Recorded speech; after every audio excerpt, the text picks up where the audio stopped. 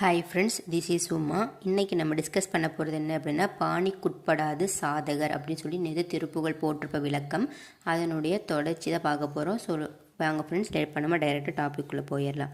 நேற்று நான் கிராதை பாதசேகர அப்படிங்கிற அந்த வரியோட திருப்புகளை நான் நிறுத்தியிருப்பேன்.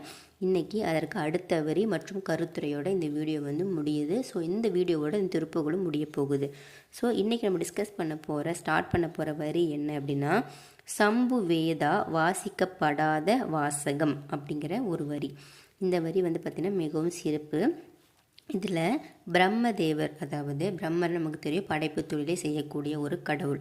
அப்படிப்பட்ட பிரம்மன் பார்த்திங்கன்னா வேதத்தினுடைய முதல் எழுத்து என்னென்னா ஓம். அப்படி வேதத்தினுடைய முதல் எழுத்தாக விளங்கக்கூடிய ஓம் அப்படிங்கிற அந்த வார்த்தையினுடைய தனி மந்திரத்தின் உட்பொருளை முருகப்பெருமான் கிட்ட சொல்லாமல் அவர் திகைத்து நிற்கின்றார். அதான் சம்பு வேதா வாசிக்கப்படாத வாசகம். ஸோ அந்த ஓம் அப்படிங்கிற அந்த தனி மந்திரத்தின் உட்பொருளை கூற மாட்டாது பிரம்மபெருமான் முருகப்பெருமான் முன் பார்த்திங்கன்னா திகைத்து நின்றார். அதனால் முருகப்பெருமான் அவரை சிறையில் அடைத்து, ஓம் அப்படிங்கிற அந்த பிரணவ மந்திரத்தின் பொருளை தெரியாமல் நீங்கள் எப்படி படைப்பு தொழிலை சிறப்பாக செய்வீங்க அப்படின்னு சொல்லிட்டு அவர் சிறையில் அடைச்சார். இந்த ஸ்டோரி நம்ம எல்லாருக்குமே தெரியும்.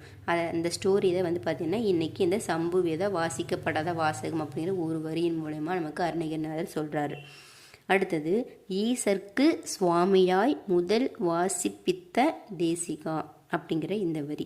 இதை நீங்கள் நல்லா படிச்சிங்கன்னா தெரியும். ஈசர்க்கு சுவாமியாய் முதல் வாசிப்பித்த தேசிகா என்ன அப்படின்னா, சிவபெருமான், அதாவது முருகப்பெருமானுடைய தந்தை, சரிங்களா. இந்த உலகத்திற்கெல்லாம் கடவுளாக இருக்கக்கூடிய சிவபெருமான், சரிங்களா, முருகப்பெருமானுடைய தந்தையாகிய சிவபெருமானுக்கு பார்த்திங்கன்னா ஓம் அப்படிங்கிற அந்த தனி மந்திரத்தினுடைய பொருளை முருகப்பெருமான் தன் தந்தைக்கு குருமுகமாக இருந்து அதற்கான அர்த்தத்தை அவருக்கு ஓதுவித்தார்.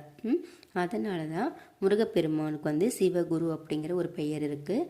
ஸோ அந்த நிகழ்ச்சியை தொடர்ந்து தான் அவர் சிவகுருவாக ஆனார் அப்படிங்கிற இந்த நிகழ்ச்சி பார்த்திங்கன்னா நம்ம எல்லாருக்குமே தெரியும்.